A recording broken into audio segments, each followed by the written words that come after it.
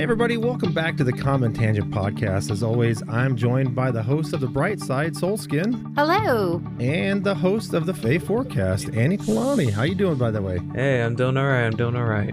This has been an interesting weekend, and today's tangent is one that every single person on the planet deals with, and it's emotions. At the time of the recording, there's a lot of happening in the world, and sometimes emotions can get the best of us.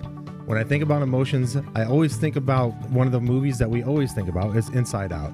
And the first film follows a young girl before her teenage years, guided by joy, sadness, anger, fear, and disgust. And then they released the second movie where they happen to be a teenager finally, and they suddenly bring on anxiety, envy, boredom, and embarrassment into the mix.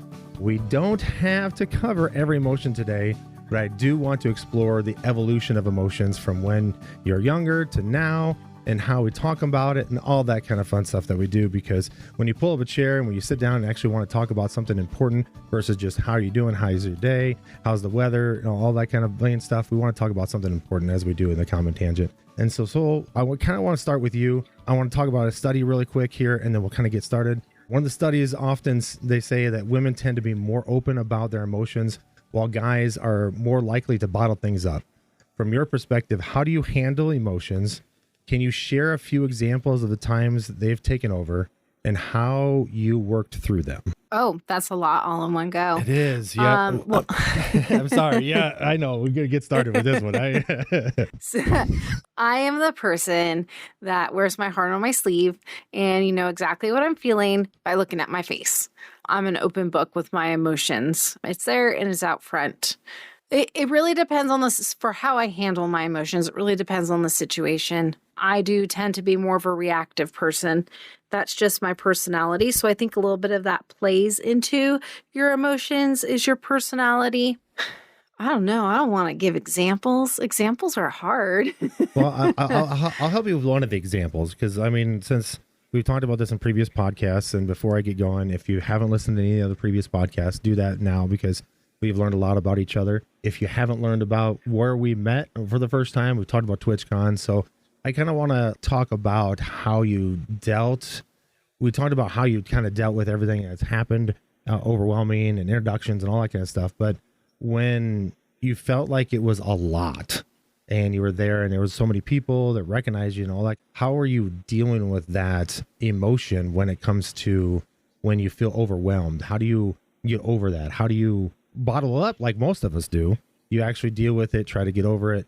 Was there a technique that you used to help you get over that emotion? So I tend to step back and step away, and I have to actually take a break and be away from stimulation in order to process through that. Really, that's all I did. It would be I'd have to let Aunt know can't right now, and I would find a corner. I'd just go sit down in a corner. If people came up to me and still said hi, I'd still engage and smile and everything and be polite.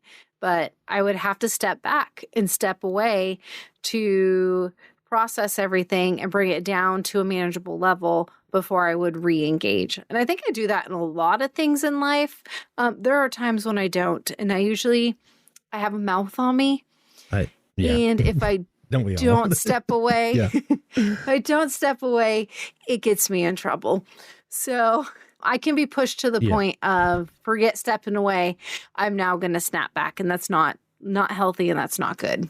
Yeah, I can see that. And with Annie, like, do you find yourself bottling up the emotions, or are you really decently good at speaking your emotions when it comes to those type of emotions or different emotions where it's like, do I share that with everybody? Do I share that with only a certain person? Or how do I get to the point where I need to actually talk about it? Man, having to think about this and answer is hard. I would have to say I used to bottle things up a lot. Yeah, I can't even lie. I used to bottle things up a lot. Yeah. Over the years, I have done a lot of work on myself to be able to not bottle things up so much and be able to actually healthily express emotions. I acknowledge that I am still working on a lot, especially being late diagnosed autistic. it gave a whole new perspective for me in terms of emotional regulation and dysregulation, what that looks like or what that can look like. It really just highlighted a lot of the bad habits that I had growing up with trying to deal with emotion. Nowadays, there is still a level of masking, but I acknowledge I'm able to regulate myself a lot better. Similar to what Sol said, feeling overwhelmed, start pulling back a little bit to try to reassess and process and recuperate. I also note that usually whenever I know I'm going to be in situations like that, I usually have a safe person too. Generally, that person's able to read my cues and start recognizing whenever I am overwhelmed. Case in point is being at work for me, and healthcare is, chaotic and all sorts of crazy. For a while, it was the same sort of struggle of I'm not sure how to tell people whenever I'm overwhelmed because I'm too used to just buckling down and dealing with it because of everything that I've been through with prior training and upbringing, etc. But realizing that I was detrimental, I now have people that can tell whenever I'm starting to become elevated that are able to stop me and say, hey, what is it that you need? So yeah, it's a little bit of everything where I'm doing things independently, but also being able to rely on others. I guess the reason why I was saying this, like this topic came up in my life, and that's the reason why I wanted to talk about it. Because like I said in the intro, like there's so much stuff that's going on in the world today. And when do you know when it's okay to talk about things? And when is it okay to, I wouldn't say unload, because, a significant other, if you have someone to share with you, it's brother, sister, loved one, or somebody that you trust or friend, that you can sit there and just say, hey, this is what's going on. This is what's bothering me. This is what this is. I never used to do that when I was a kid. I used to like bottle it up, and then in my family, we never talked about that kind of stuff, and fights occurred and arguments and physicality, got in the mix. And as I grew older and a little bit more mature, I figured out that there was a benefit of talking about those kind of emotions, or like, hey, what you said made me feel like crap or made me feel this way. Is that something that I want to entrust and be able to dump on somebody? Or is it something where I need professional help? And I've done both. I've had a psychiatrist. I've had other people that have been that way. I've had groups where, certain Discord groups I've gone to and kind of talked about things, and professionals there that have helped me through things. When is that evolution happen when you're a kid to now as an adult or maturity level? When is that, either one of you, I guess, when is that okay to be able to say, okay to talk about this? Or is it still kind of bottling it up in some point of your life?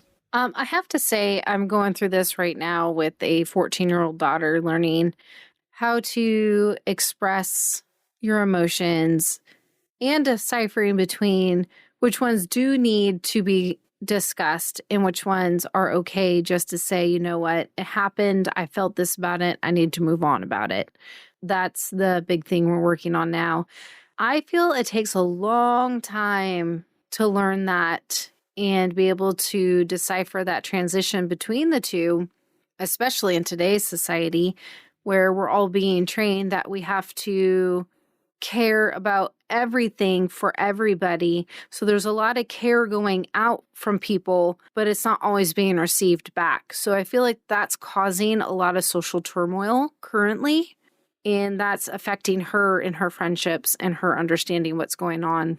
Do you keep the news and do you keep the stuff that's happening in real life away from her, or does it actually come to her no matter if you try to keep it from her or not? So we don't do current event news at home. That's good. We don't actually really talk about the news at home. We've just started talking about society and how it affects our personal lives and what maybe we should be involved in and maybe what we should wait till we're an adult to be involved in and care about. Basically, I'm trying to protect her childhood. She deserves to be a child until she's not. I agree. That's actually what I'm working on with her. We're at that age where she's fighting against it. Well, no, I'm growing up and I'm becoming an adult. I'm like, yes, but you're not yet. You're still child. Yes. Enjoy childhood. Yes. Please protect your innocence as long as possible. Yeah, for sure. But at school, she's friends with, they have different rules and expectations at home and things that they're exposed to that they're talking about with her because they're friends. They do current event stuff at work. At work, it is work for her. At school, and she's hearing about stuff there. I'm sure she overhears conversations with teachers and other adults and things. I'm sure she overhears conversations with Aunt and I. We do try to keep her innocent from the political turmoil, the war stuff that's going on, the social influence stuff that's going on. Just be a child and enjoy being a child. I agree to that. What do you think, Annie? I agree. No, I agree 100% with Soul and the idea of, in practice, of trying to maintain innocence as long as possible. I admire that just because of the fact that I did not have that chance growing up myself. I was a kid that learned how to be independent very quickly at a young age. And I also acknowledge that I was probably a depressive kid at a very young age and just didn't realize it. I ended up getting into psychiatry and therapy and such whenever I was very young. And by very young, I was in middle school. That was kind of my first true, I guess, dive into the idea of, okay, talking to someone about these things is actually healthy and can help you process these things, whether it's a professional or what have you. Although, even though I had friends that I knew I could rely on and actually talk to about a lot of this stuff, I did try to maintain it more in the professional capacity, because kind of that whole thinking about everybody and what everybody feels and the like, it was that constant sense of, I don't want to overburden other people or my friends with the stuff that I'm dealing with, so I'm just gonna stick with the professional. Yeah, sometimes it's that's what easier you to pay for. Yeah, it's like sometimes it's easier to talk to somebody that don't know you personally than it does to somebody that knows all your history. I would say that too. Yeah. That's where I have kind of come from whenever it comes to that process. I also acknowledge too, like, we talk about the idea of being hangry, and some people for sure talk about how, like, that's not a thing. That is totally a thing. Absolutely and a thing. Right, exactly. Absolutely a thing. The only reason why I figured this out really for me was actually whenever I was diagnosed with autism on the spectrum, and I started actually learning more about dysregulation and all of the things that are connected to dysregulation. Like, for example, I don't get thirst cues like normal people. I will be sitting here parched as the Sahara Desert and not realize that I am thirsty. But then I will take like a solid gallon and I will chug half of a gallon just straight in the span of like 2 minutes. Just literally just chugging it down, no stopping, barely a breath, half a gallon gone before I'm like, oh, I guess I was thirsty. No, yeah. And now your stomach hurts because you drink half a gallon of water. Oh no, half the time I'm like, I feel better now, but it's because of that dysregulation factor, because I will have noticed at that point, sometimes whenever I am thirsty, I actually get hunger pangs. So I might think that I'm hungry, but the way that I've learned is that, okay, wait, you're getting hunger pangs. Have you drank enough water yet? And I'm like, oh, okay, maybe not. So then I'll drink. And if I still feel hungry, then it's like, okay, maybe I do need to eat some food. When was the last time I ate? I start going through that sort of process of events. That's another sort of way for me to process and handle emotion, because I'm recognizing the dysregulation. And getting into that routine of like getting distracted or doing something. One of my kids is diagnosed autistic. When they are on task or when they were younger, they were so playing so much that they would forget to go to the bathroom, or they'd forget to do things because they're task oriented. They were in the middle of playing with their kids or other stuff that was more important, and everything else was off the side. And as you get older, like you were saying, you get so locked in on something, and they're like, oh, did I eat something? And it's been like 6 hours since you woke up. And you're like, I haven't even had breakfast yet, or this or that. Like I can see that. Like, and that's kind of like the example you were using with the water, correct? Yeah, exactly. So it was kind of driving my discussion with this. I kind of want to bring it tenfold here for a second. Is that the other day I was having a discussion with one of my friends that's a professional, and they were saying, like, with everything going on, and I was saying, like, anxiety, you know, like there's like what's coming up and what's coming on, all that kind of stuff. Kind of feeling down the other day because you brought up depression, and I was thinking, oh well, you know, I was thinking these things that were kind of swarming my mind, and grandma passed away within almost a year or so ago, and like kind of like all that kind of stuff kind of roping in. And they were kind of talking to me about, you got to remember that, and these are not the correct numbers, I'm just going to use those for easy math. They said, well, most of the country, or most people, will live in about 40% of the bubble, will live in an anxiety world where they're too busy focusing on the future, too busy worried about the future. So they live in that anxiety, and it overwhelms them and takes over or whatever. The other 40% of the people live in depression. They're too busy thinking about what happened in the past and what happened, you know, how is that affecting you today? And only maybe 10 to 15% live in the present, where they start thinking about, okay, well, I can learn about what happened in the past. I can not to worry about the future, but I can worry about the now. And it seems like that small percentage is more happier. Like, where do you guys feel like you fall into that perspective? And if you fall into that, any one of those three areas, how do you feel about working your best way to get into that middle area where the depression or the anxiety doesn't take over yourself in the day? I will say that for me, when it comes to where I'm sitting, I like to think that I'm sitting more in the moment because of trying to practice mindfulness and the like. I also acknowledge that a lot of it is just kind of the circle of healing, as I like to tell a lot of my coaching clients, where you just, you know, kind of keep going through this spiral. And sure, you might be in a situation that is very close to whatever bad situation happened in the center of the spiral, but you're still further out from it, and you learn how to cope with things more. You learn how to be able to recognize things more, correct things more. I do have my moments where I slide back into anxiety mode or depression mode. I feel like everybody does, especially with, you know, current events and the way that society is in general and the like. I have to try to remind myself, or I do remind myself, about trying to be back in the now, controlling things that I can control, acknowledging things that I can't control, and being able to accept that.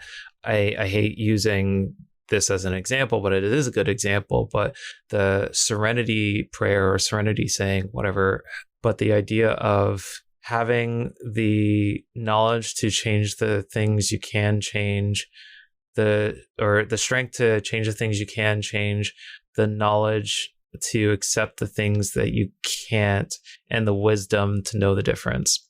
I like that. Thinking about that kind of thing. So what are the traits that you use to get you out of, if you felt like you're slipping into the depression, slipping into that anxiety, to live back into the happiness mode and bring that bright side? See what I did there? Bright side back into what you're doing. That's one of them. Yes. I literally have to do something that makes me happy. It sounds so simple and so easy. I have my crafting room. A lot of times just removing myself from what's going on and going and crafting for a few hours will definitely change it around. There are some games that I can hop on the computer and play and will pull me out of my mental state, give me that small refresh that I need. So I guess what it is just pulling myself out of thinking about any of it and hyper focusing on something that I need to flip the emotional state to a more positive one. I like that. And then before we kind of bundle it up in a package here, like I'm kind of trying to figure out if those folks that are listening right now, and I know this is kind of a deep topic, and I know with everything going on, there's some deep topics that we have, but I really wanted to get this out there because I wanted to let you guys know that, for one, you're not alone. For two, there's a lot of people out there that will be willing to listen to you and talk to you from whatever perspective you need. You just need someone to listen and just go nod ahead and, yeah, I'm listening to you, or even give you advice to help you through these things. What advice would you give to somebody that might be one that seems to be bottling up, and then that bottle gets too full and then they blow up? Or how would you talk to somebody about an individual that talks a lot about their feelings and to be able to learn how to do that? My advice is find your safe person, whether it be a psychiatrist or a therapist, your best friend, your mom, your sister, your brother, cousin, aunt, uncle, grandparent. It doesn't matter who it is. As long as they're your safe person, you can go, look, it's not good right now, and I need to talk about it, and I just need you to listen. I don't need you to fix. I don't need input. I need you to listen because the words need to come out, and that's all that needs to happen. Or it's really hard when it comes to the point where you explode, because it happened recently in our home, and sometimes it just has to happen. So sometimes you have to feel safe enough with that person who is having big emotions to be able to be present with them and understand that they're having big emotions right now. Anything I do or say could make it worse for them or more intense for them. I think it's just really being aware of who you can talk to and who you can be the safe person for. Yeah, I think that's a good idea. And before we jump over to Annie's for your thought process, I just want to say, like you were talking about, like having a blow up. I don't think sometimes something's bothering me as much as it does. And then all of a sudden somebody touches the thermostat or something. And then all of a sudden something really ridiculous makes it just blow up. And then realize, did you realize that you just blew up over the thermostat? And you're like, yeah, it's not about the thermostat, is it? And like, no. Like, so like having that person to recognize that you're just not mad about a thermostat. You're mad about something else. So talk about it, get it out, release that anger or I would probably maybe say, take a self-perspective to yourself and look and go, okay, what is going on? Because it's a little bit of personal responsibility as well. I would say that. What do you think, Annie? Quack.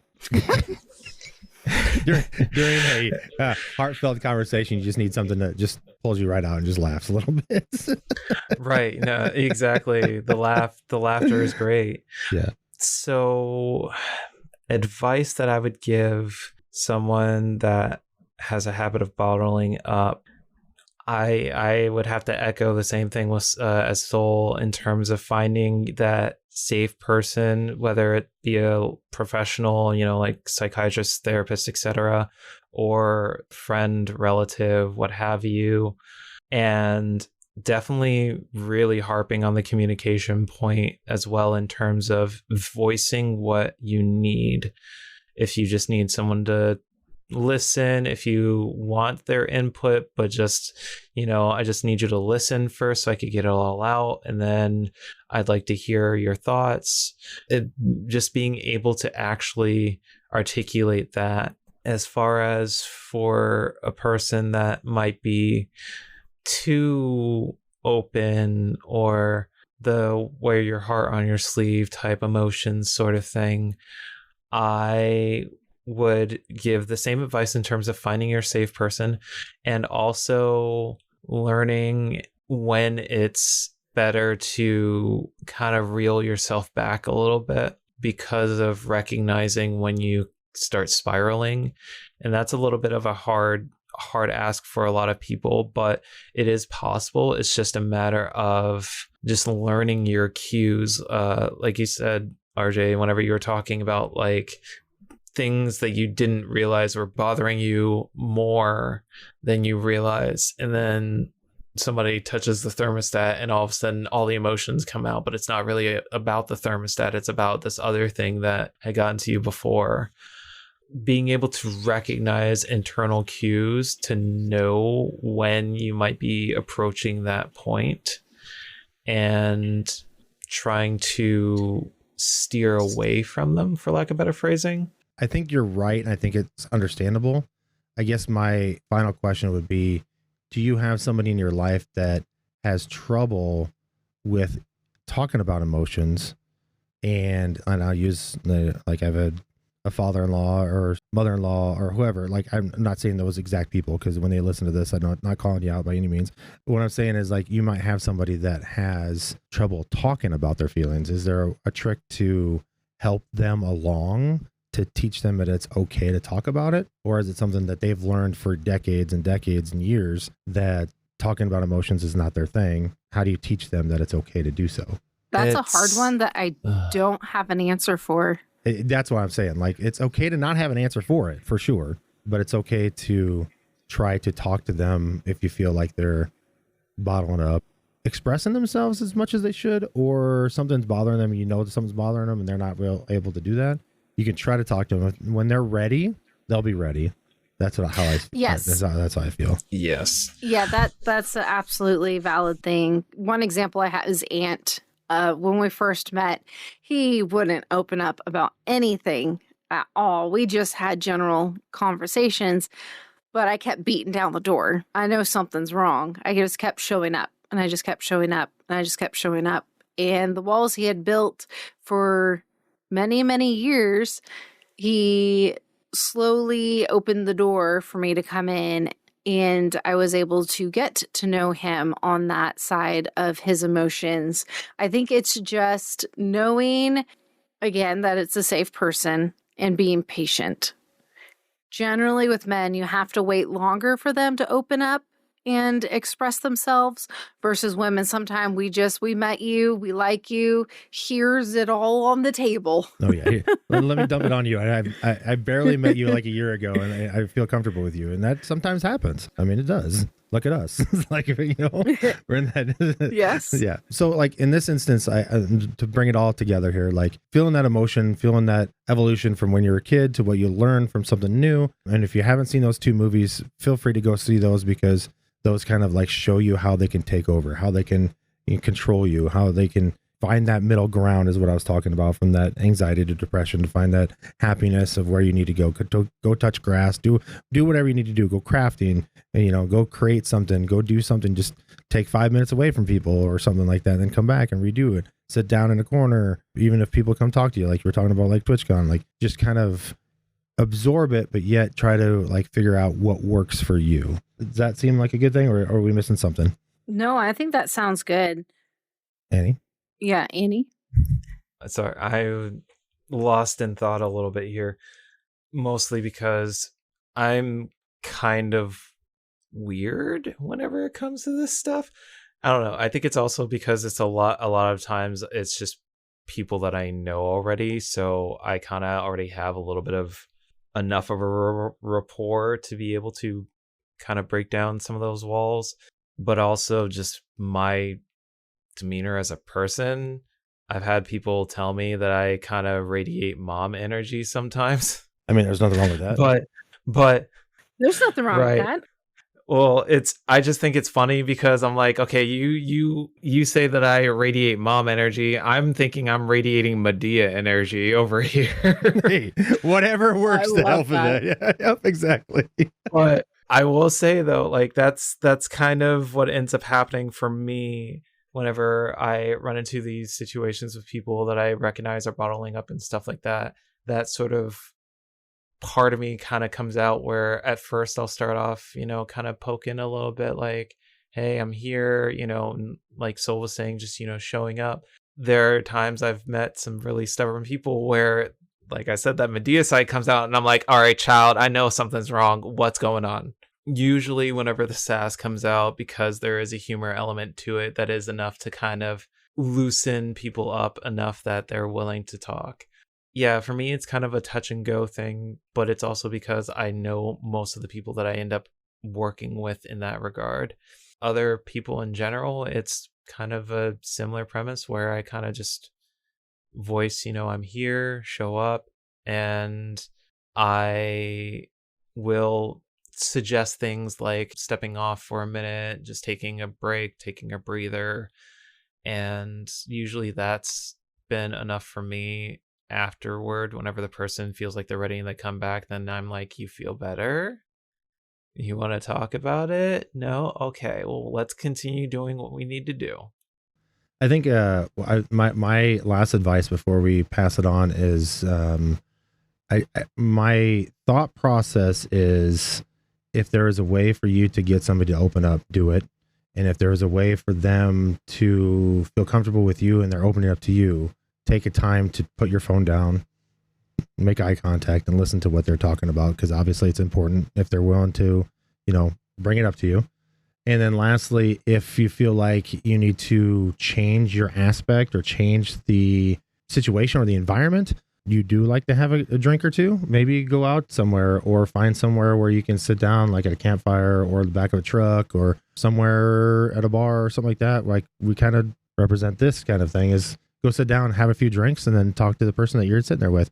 Maybe a shot of alcohol or something. A different environment might spark that difference in what you need to do to open up for you guys. So with everything that's going on in the world, just know that you're not alone. And if you can't find anybody, well, guess what? One of us three are here at the TCT. We'll be more than happy to talk to you about it. And we have a bunch of Discords and streams and all that kind of stuff that we try to get you away from that real world. So there's so much things I could talk about, but I don't want this to go on forever. So I appreciate everybody for having that great conversation. And let's head over to the Fae Forecast with Anna Kalani.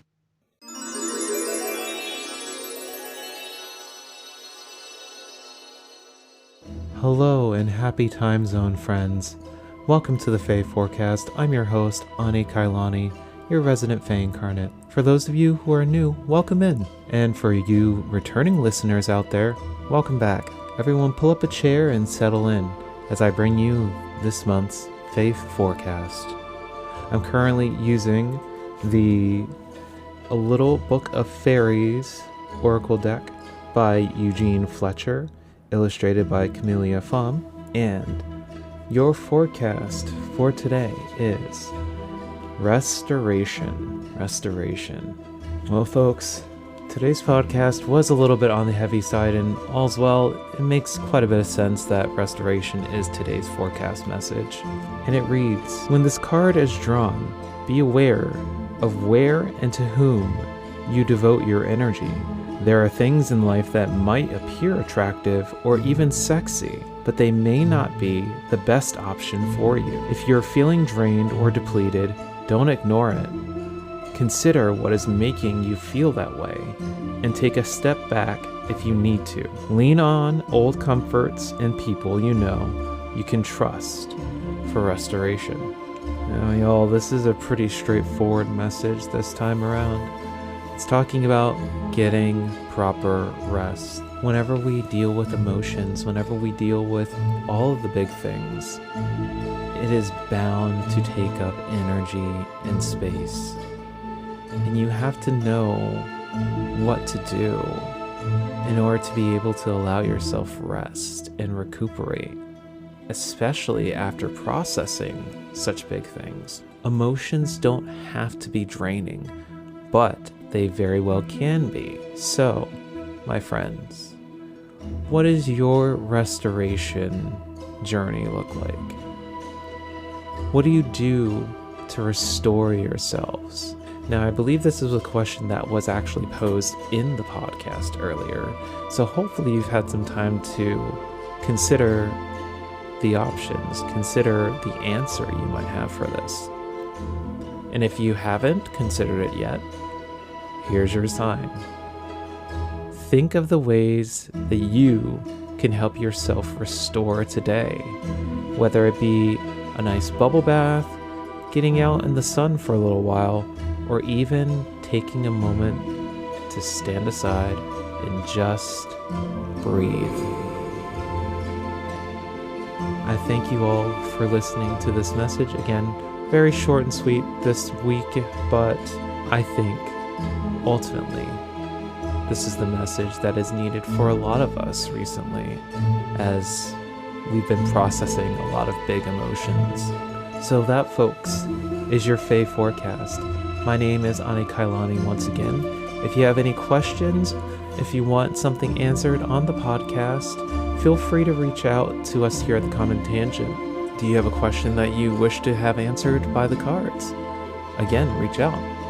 And you just might hear your question answered here on the Fae Forecast. Thank you guys so much for tuning in. I greatly appreciate it. And be safe, be well, and always strive to be authentic.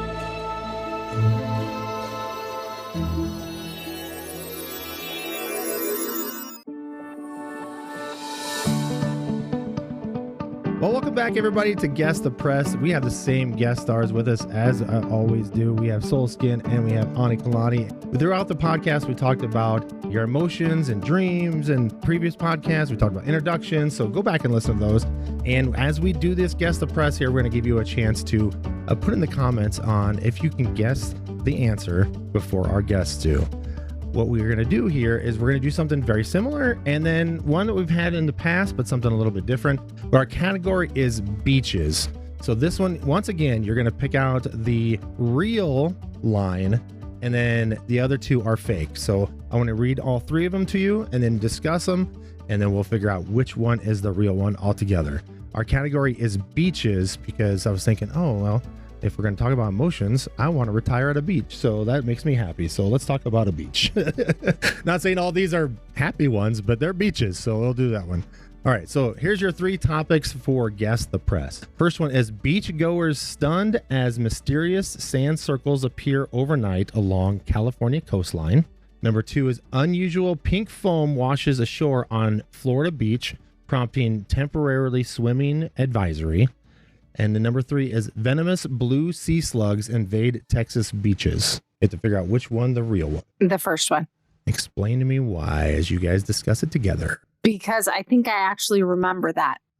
I'll read them one more time for you in the audience as well. The first one is beachgoers stunned as mysterious sand circles appear overnight along California coastline. The second one, unusual pink foam washes ashore on Florida beach, prompting temporarily swimming advisory. And the third one is venomous blue sea slugs invade Texas beaches. Okay. I genuinely feel. Go ahead. I was going to say, so I think it's the third one because I know of venomous blue sea slugs technically. So I think it's the third one. So explain to me what you remember and why you think it's the first one as well. Oh, well, I'm just saying, having grown up in California and being there for 30 years, I feel like I read this story somewhere, but it's also Soul's memory, and that's not always reliable. Come together to one, and then we'll see if that one is right, and then we'll double check the comments later on to see if anybody in the audience that are listening got it right as well. Which one do you think it is? So we can go with number three.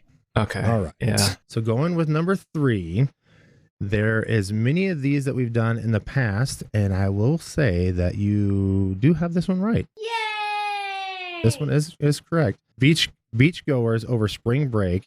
This was March 18th, 2024. So this is not too long ago. Beachgoers over spring break along the Texas coast and Padre Island may have noticed that the beach was littered with an unusual blue creature. These stunning blue dragons are actually a type of sea slug no bigger than your fingernail. They are called, and I'm going to screw this up here, Galactus atlanticus? Sure, if that's right. Common names include the blue sea dragon, sea swallow, blue angel, and a bunch of different ones. Thousands of these creatures have washed up on the Texas beaches. Experts say strong winds have blown them into the Gulf of Mexico. I have this article up, and the picture of these blue slugs, the venomous blue slugs invade Texas beaches, is quite interesting. You guys, when this is all said and done, you should guys go look these up there. They actually were pretty cool looking. I don't know if I'd want to step on one or anything like that, but that's definitely a venomous blue slug invade Texas beaches. There are other ones when you're talking about the first one, second one. Some of those are very close of the same. Some of them are just different coastlines. So you might have heard of parts of the story, but just different area. Okay. Yeah. I gotta say, so for one, hooray, we got it right. Yippee! Yes. But yes, I do remember this. I don't remember the specific story, but I do remember looking this up because I had heard various different articles and newscastings in general talking about these things, the blue glaucus. It is so cool, but oh my god, is it like terrifying. It almost reminds me of like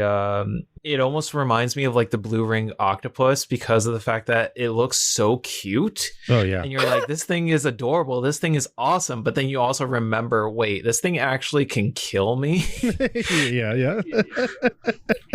So yeah, it's wild, especially because to share a little bit and why I think these things are so cool. The fact is that they actually will prey on or eat things like man-o-wars and stuff. Their own defense mechanism isn't really a thing. So what they do is whenever they eat like man-o-wars and things like that, they actually store the stinging cells in their own bodies for defense against other predators. Oh my gosh. So I thought, like, whenever I learned that, I thought that was the coolest thing because I'm like, wow, that's sick. But then also that's terrifying. Like, I was thinking to myself, of all the things that I can know a lot about, I did not know a lot about that one. And I'm going to look it up because they look pretty cool. We're talking about things being happy and things being exciting. I want to give you something that's really funny. This category is cocktails. Now, we remember when we did the subject earlier about the as seen on TV with the Billy Mays. We're going to do this with cocktails now. According to the Bartender's Book of Drinks, I was looking up cocktails specifically. I found some obscure names of cocktails, and it's your job to find which one of these titles is the fake one. So I'm going to give you 5 drink titles, and you're going to tell me which one is the fake one. All right, so understand the rules here. I'm going to give you these drink titles. So here's 5 drink titles that you may or may not have heard of, and only one of them is a fake one. So we have the Corpse Reviver, we have the Velvet Sunrise, we have the Hanky Panky, we have the Blue Lagoon, and we have the Monkey Gland. Having worked in the veterinary field, I'm really hoping the monkey gland one is the fake one. That just sounds gross. Okay, so we've got the Corpse Reviver, Velvet Sunrise, Hanky Panky, the Blue Lagoon. I hope that's a real one. Blue Lagoon. Okay, Blue Lagoon. Yeah. Blue Lagoon's definitely one. Velvet Sunrise is definitely one. Hanky Panky, I believe, is one. I mean, there's a drink called Sex on the Beach, so Hanky Panky isn't going to be that far off. Right, precisely. Yeah, fair. Yeah. So there's that. Yeah, no, God. A part of me wants to say the monkey gland is the fake one, but at the same time I'm like, you know what, there's some crazy freaking drink names out there. Like there's a freaking drink out there called DC tap water that's purple. There is a lot of them out there. I was trying to find the most obscure ones that it sounded really funny. What was one of the ones, Annie, that you said that you were dead set on that was absolutely real, that you were 100% sure that was real? The Blue Lagoon. Yeah, I'm trying to look these up as we talk here because I had that one. I don't have the other ones up here. So the Blue Lagoon is a real drink. You get vodka. If I mispronounce some of these drinks, I apologize because it looks like some of these are not in my English vocabulary. I'm going to say vodka, and then there's Bols Blue Caraco. Sure. Curaco. Thank you. Yeah. Lime juice and lemon lime soda. So that's the Blue Lagoon. So the Blue Lagoon for sure is real. Trying to leave the ones that you weren't for sure for. The Velvet Sunrise. The Velvet Sunrise is the fake one. Oh. That's why okay. I was trying to skip it. Interesting. I was thinking like maybe it was a chocolate orange flavored type thing. Yes, I couldn't find a Velvet Sunrise. Maybe there's other sunrises, but not the Velvet one, maybe. just for those that are curious, let me go through the other Okay. ones. So the Well, I'm going to look it up now. Yeah, the Corpse Reviver. That one is absinthe, tequila, wine, triple sec, lime juice or lemon juice, and sugar syrup. That sounds awful. That sounds amazing, and I want to try. The Monkey Gland is a 1920s cocktail from Harry's New York bar in Paris, made with gin, orange juice, Grenadine, absinthe, and grenadine, named after a controversial rejuvenation surgery involving monkey glands. Though the drink contains no actual monkey parts. It's sweet, citrusy, and complex. It's a sweet, citrusy, complex drink with a hint of anise from the absinthe, typically shaken and served with a chilled glass garnished with an orange twist or slice. So it sounds like we have a lot of drinks that I found that has a lot of absinthe in it. That's what it seems like. Yeah. You're telling us something, RJ. I don't know. Maybe. Maybe. So the drinks that you had a choice from, you had the Corpse Reviver, Velvet Sunrise, Hanky Panky, Blue Lagoon, and the Monkey Gland. So you guys did really good at figuring out, tell me what the Velvet Sunrise is. And I was like, shoot, I gotta skip that one. But you guys centered that one out for some reason, and you guys knew exactly something about it. So I'll give you credit for that one. And that was pretty good there. So for those that like those, hopefully for everybody that listened to that in the notes or in the podcast, hopefully maybe you can tell me if you knew exactly which one it was, or did we stump you? Did we figure it out for you? Well, maybe we could figure it out. And if you try any of these drinks, please let us know in the comments how they are and if you would recommend or not. Oh, for sure. That would be kind of a funny one to do with one of these future podcasts. Is, hey, you know what? Today we're going to drink and talk, have an absinthe. We may have to do that. If I could find, yay, flashbacks. If I could find black absinthe again, oh my God, it's so good. So once you've made your drink and you've tried it, you can listen to it while listening to The Bright Side. Yes, and we'll head over to The Bright Side and listen to what Soulskin has for us on The Bright Side. Thank you.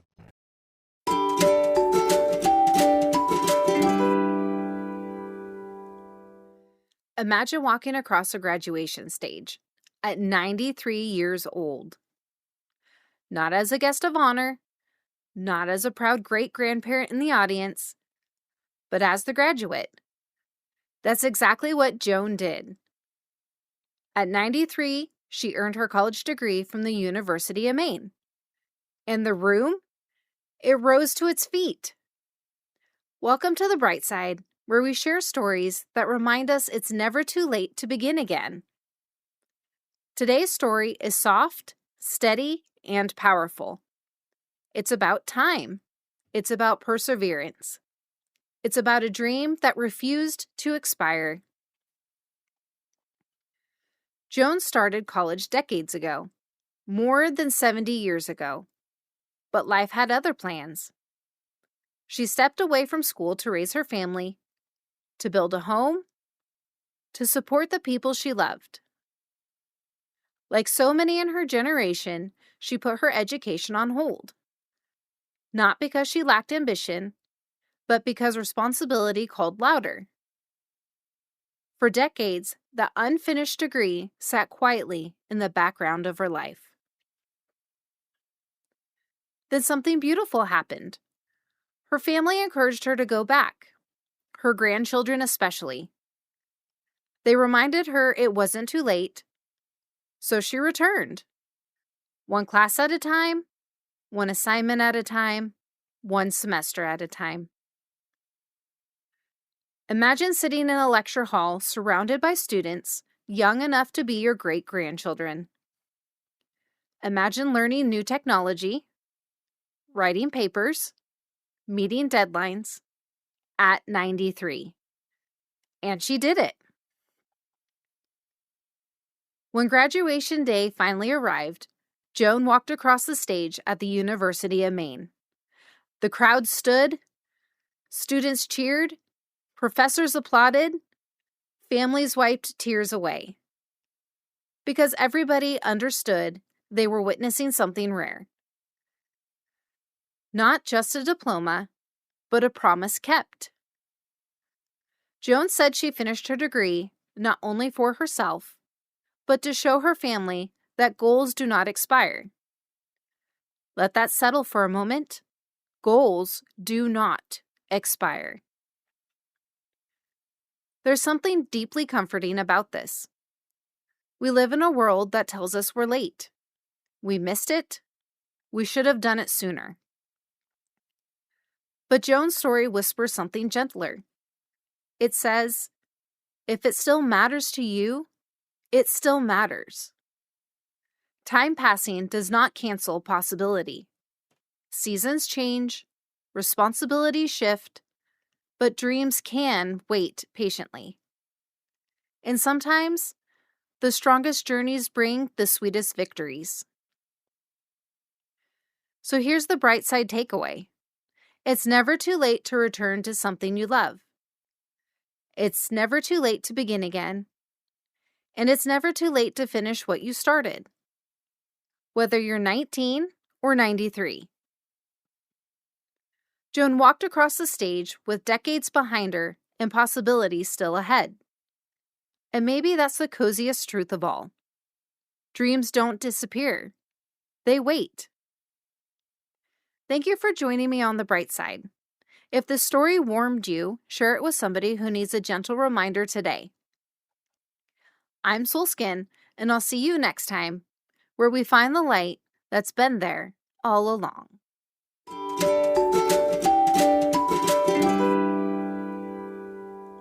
Thank you, Soulful, for that bright side, and that's where our journey ends. We know that diving into the world of emotions can be a very heavy lift, and we appreciate you staying in the circle with us as we navigate those deeper waters. Before we officially head out, I'm going to hand it back over to Soul for a quick word. If today's conversation about emotions brought up anything heavy for you, please don't sit with it alone.